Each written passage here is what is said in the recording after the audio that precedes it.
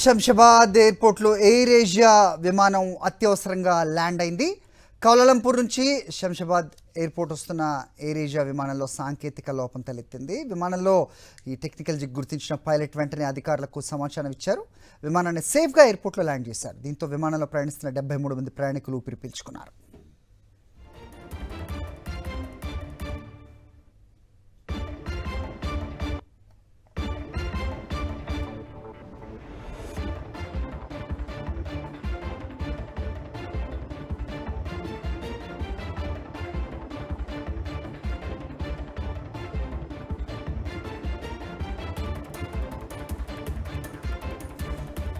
శంషాబాద్ ఎయిర్పోర్ట్లో air Asia విమానం అత్యవసరంగా ల్యాండ్ అయింది.